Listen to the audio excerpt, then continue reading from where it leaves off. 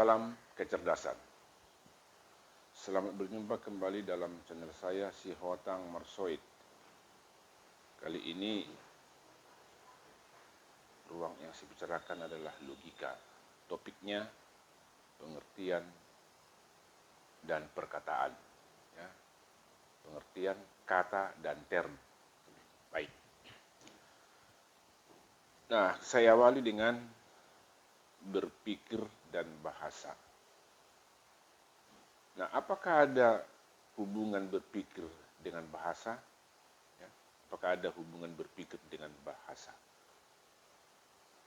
Nah, kalau kita amati sebenarnya, ya, berpikir boleh dikatakan berbicara dengan diri sendiri. Ya. Berpikir adalah berbicara dengan diri sendiri. Nah, coba kita amati diri kita ketika kita itu berpikir. Bukan menghayal, ya, bukan menghayal, tapi berpikir. Nah, sekarang kita lihat dulu hubungan berpikir itu dengan bahasa. Nah, hasil pemikiran harus diungkapkan supaya orang lain tahu. Nah, kalau kita berpikir sesuatu, ya, memikirkan sesuatu, nah hasil pikiran kita itu lalu kita ungkapkan kepada orang lain. Nah, pengungkapan boleh dengan bahasa lisan, boleh juga dengan bahasa tulisan. Nah, pengungkapan dilakukan dengan bahasa, ya. Ya, berpikir dengan jelas dan tepat itu menuntut pemakaian kata-kata yang runtut, benar, dan sistematis. Itu dia. Nah, sebaliknya, pemakaian kata-kata yang sangat tepat, runtut, dan sistematis, nah itu akan menolong kita untuk berpikir dengan baik pula. Nah, jadi bahasa dan berpikir itu ada hubungannya, ya. Kalau mau berpikir dengan baik itu perlu didukung oleh bahasa yang baik. Nah, hasil pemikiran harus dituangkan dengan bahasa yang baik. Nah, sehingga itu dia menjadi komunikatif, sehingga orang lain pun memahami dan menikmati hasil pikiran kita. Nah, itu hubungan berpikir dengan bahasa, ya. Jadi apa? Nah, orang bisa menemukan ini, ya, menciptakan pulpen. Itu kan hasil pemikiran. Hasil pemikiran itu lalu dituangkan dia ke dalam rumus-rumus secara tertulis. Lalu itu diimplementasikan, lalu hasilnya adalah pulpen. Nah, demikian juga sebaliknya, apapun, ya, yang dipikirkan, apakah pemikiran itu di laboratorium, apakah pemikiran itu sambil orang berjalan, apakah di bangku kuliah, apakah menghadapi ujian, ya, atau penelitian. Nah, itu semua harus dituangkan itu ke dalam bahasa. Dan ketika itu sudah dituangkan dalam bahasa, kita sudah berkomunikasi dengan orang lain sehingga orang lain tahu, ya. Nah, sekarang pengertian kata dan term. Jadi ada 3 pengertian, kata, term. Nah, apa itu pengertian? Ya, pengertiannya begini, pengertian. Orang tidak dapat berbicara dengan baik kalau dia tidak mempunyai kata-kata. Ya. Kalau saya mau berbicara dalam satu bahasa, maka saya harus mempunyai perbendaharaan kata-kata di dalam bahasa yang di mana saya berbicara. kalau saya berbicara bahasa Inggris, maka saya harus memiliki perbendaharaan kata-kata bahasa Inggris agar saya bisa berbicara dengan baik dengan bahasa Inggris. Nah, kalau perbendaharaan saya hanya sedikit, maka saya tidak akan mampu berbicara dengan baik dalam bahasa Inggris. Nah, saya tidak mampu berbicara dengan bahasa Jepang karena saya tidak memiliki satu kata pun tentang bahasa Jepang. Ya, demikian juga dengan bahasa-bahasa lain, misalnya bahasa Rusia, saya tidak bisa berbicara satu kata pun karena saya tidak memiliki satu kata perbendaharaan dalam bahasa Rusia misalnya. Nah, saya mampu berbicara dengan baik, runtut dan sistematis dalam bahasa Indonesia, ya karena saya memiliki banyak ya perbendaharaan kata-kata dalam bahasa Indonesia. Ya. Nah, demikian juga sebaliknya, kita, Anda, atau siapapun, dia tidak dapat berpikir dengan tepat tanpa pengertian. Nah, kita bedakan pengertian dengan kata. Nah, sekarang adalah berpikir dengan baik harus didukung oleh pengertian yang baik pula. Nah, kata dengan pengertian beda. Nah, saya ambil contoh ini. Ini adalah pulpen. Nah, kalau saya katakan pulpen, nah itu hanya tentang kata. Ya. Nah, apa itu pulpen? Maka kita sudah masuk ranah pengertian. Nah, jadi kita bedakanlah pengertian dengan kata. Ya. Nah, mengerti tentang sesuatu realita, maka kita harus memahami realita itu. Nah, apakah kita mengerti tentang pulpen? Nah, kalau kita mengerti tentang pulpen ini, maka kita pasti memahami apa itu pulpen. Ya, itu dia. Jadi, nah kalau kita katakan pulpen, yang pertama dalam pemikiran kita adalah dia sebagai alat tulis. Itu dulu. Ya, sebagai alat tulis. Ya. Alat tulis yang dapat menulis di atas kertas. Ya, yang di atas kertas.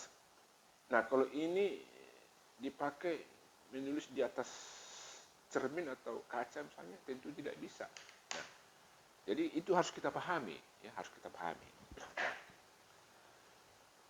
Nah, selanjut, dengan mengerti berarti akal pikiran atau akal budi mampu membentuk ya, akal pikiran kita ini mampu membentuk suatu tanggapan atau gambaran tentang realita itu, ya, tentang realita itu. Katakan begini, ya, saya akan mau menggambarkan tentang kerbau dan lembu. Ya. Apakah saya mengenal lembu? Apakah saya mengenal kerbau?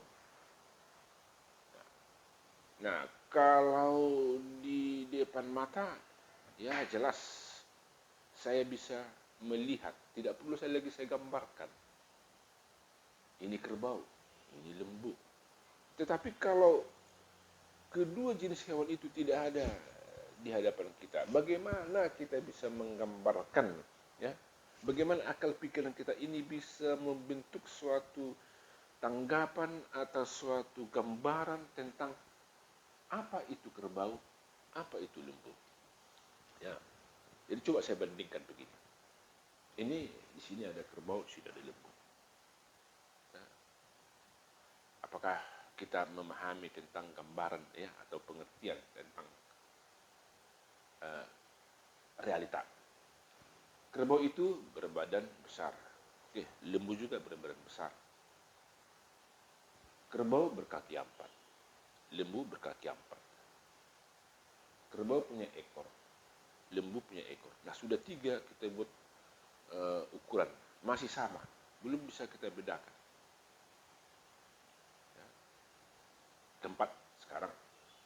Kerbau itu memamah biak. Ya. Lembu juga memamah biak.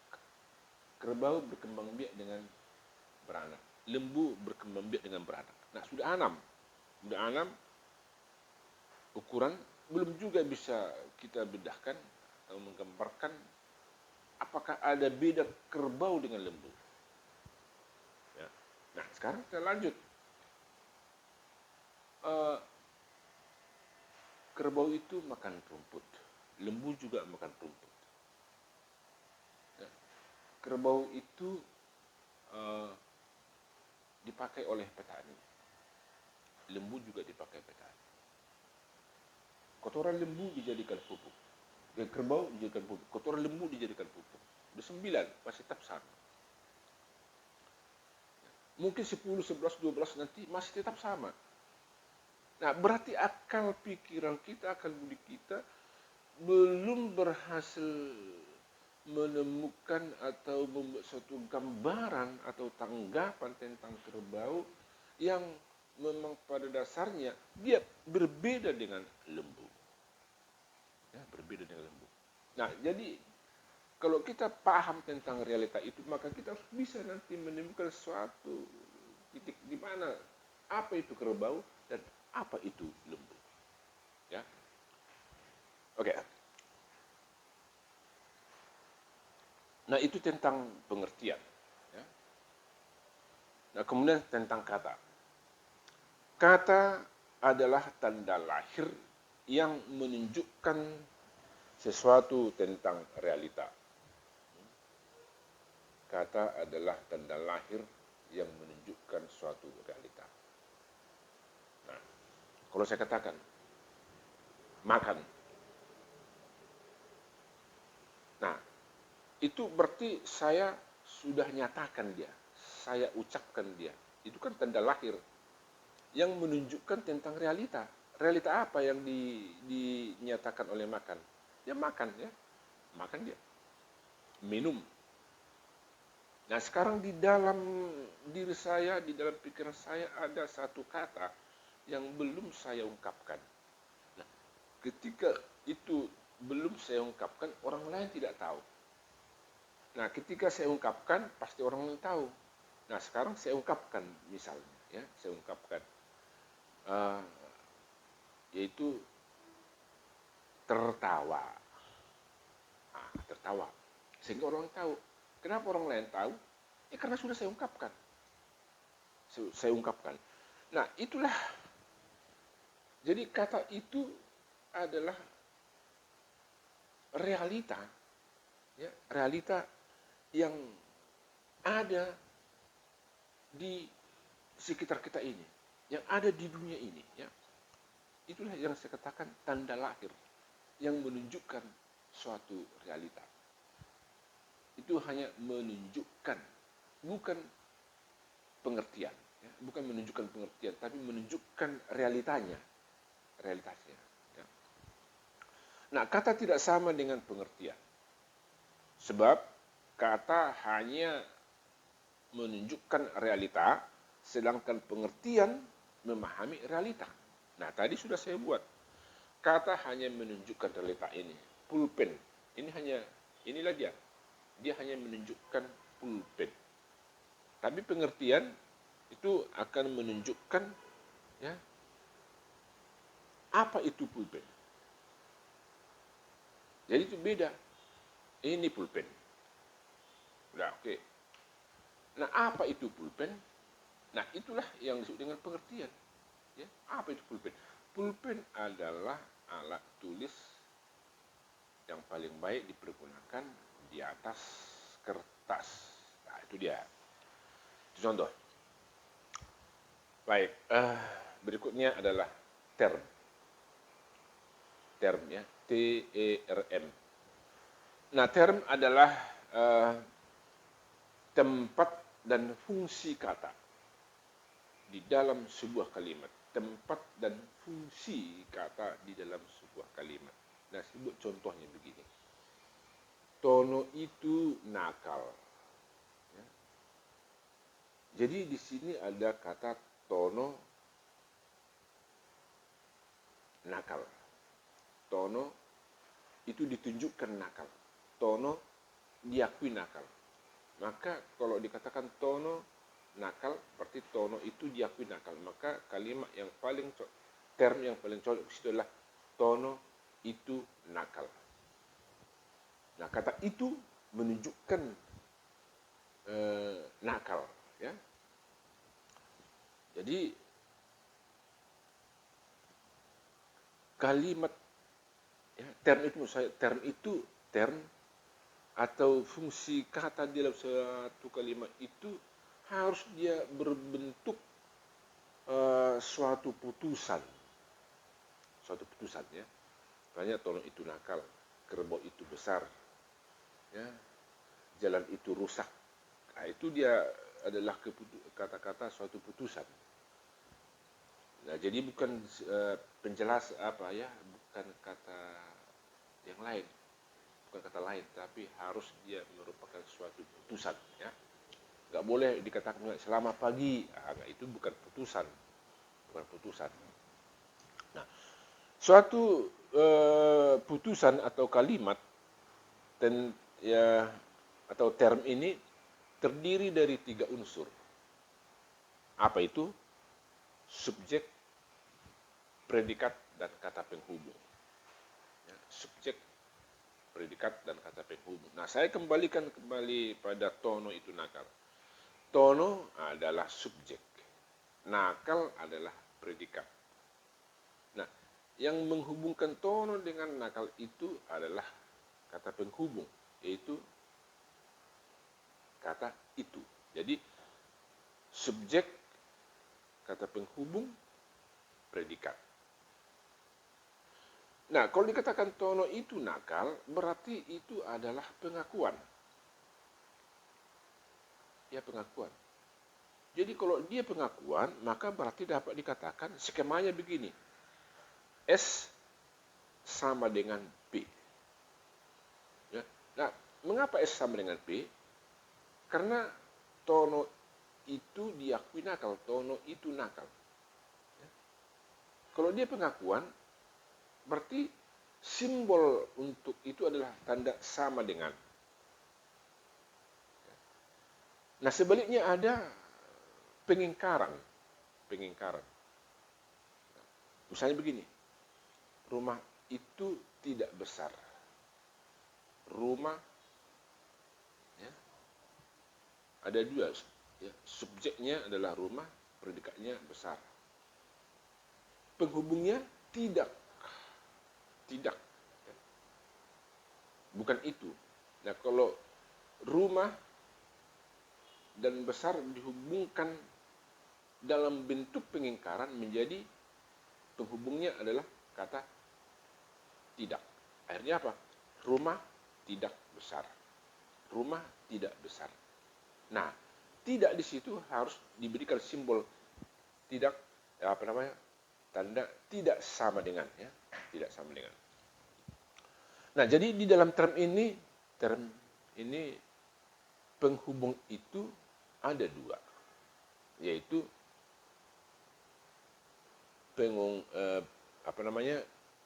pengingkaran tandanya adalah tidak sama dengan, dan pengakuan tandanya adalah sama dengan. Ya. Nah, Tono itu nakal berarti pengakuan, berarti S sama dengan P. Kalau dia pengingkaran, Tono tidak nakal berarti S tidak sama dengan P. Ya, itulah pengingkaran. Ya. Berikutnya, kalau saya katakan begini, apakah kalau dikatakan Tono rumah, ya, rumah itu tidak besar. Rumah tidak besar. Itu pengingkaran. Dan di dalam logika itu tidak sama artinya dengan rumah itu kecil. Tidak sama. Nah, kenapa? Kalau dikatakan rumah itu tidak besar, itu adalah pengingkaran. Nah, sedangkan rumah itu kecil, itu adalah pengakuan. Jadi berbeda ruangnya. Berbeda ruangnya. Jadi di dalam logika kita tidak bisa menyamakan, ya. Menyamakan bahwa tidak besar itu sama dengan kecil, atau tidak kecil sama dengan besar, itu tidak boleh. Ya, tidak boleh karena berbeda ruangnya sama sekali. Nah, sekarang saya masuk isi pengertian. Nah, isi pengertian adalah semua unsur yang termuat di dalam pengertian itu. Semua unsur yang termuat di dalam satu pengertian. Tentang apa yang mau kita artikan, ya. Nah, maksud sesungguhnya dari perkataan tentang pemahaman isi pengertian itu, ya. Nah, jadi pemahaman isi pengertian penting, ya, penting sebab ekstensifikasi pergaulan antar individu serta berkembangnya bahasa dan teknologi informasi itu menimbulkan banyak kata-kata abstrak. Ya, banyak kata-kata abstrak. Nah, kata abstrak adalah kata-kata yang tidak terlalu terikat erat dia. Ya, tidak terlalu terikat erat dengan barang-barang yang konkret. Misalnya begini. Kalau dikatakan jelaskan isi pengertian dari pegawai negeri. Jelaskan isi pengertian daripada pacaran, revolusi, teman, dan lain-lain. Jadi kita harus bisa memahami dulu, ya, kata pegawai negeri, kemudian pengertian pegawai negeri. Dan sudah kita mengerti pengertian pegawai negeri, maka bisalah kita tahu apa isi pengertian pegawai negeri. Nah, coba kita buat begini. Isinya, isi dari pengertian dari kata pegawai negeri, ya. Nah, sekali lagi saya katakan, isi pengertian dari kata pegawai negeri. Nah, pertama, dia seorang manusia. Oke. Yang kedua, mempunyai pekerjaan tertentu. Ya, oke. Yang ketiga, bekerja pada instansi pemerintah atau swasta yang diperbantukan. Ya. Kemudian, diangkat dengan satu surat keputusan. Kemudian, dia mendapat gaji per bulan. Ya. Gaji per bulan. Kemudian, memiliki hak cuti. Kemudian apa lagi? Ada masa pensiun. Nah, itu adalah isi pengertian dari kata pegawai negeri. Ya. Nah, baik. Jadi sudah saya sudah gambarkan tadi tentang pengertian bahasa. Nah, jadi semua itu kan adalah intinya adalah pengertian dan bahasa, ya, pengertian dan bahasa sama sekali. Baik, jadi saya sudah menjelaskan itu pengertian, kata dan term, termasuk isinya. Nah, itulah sedikit tentang pengertian dan perkataan di dalam logika. Baik, sampai di sini penjelasan saya. Terima kasih.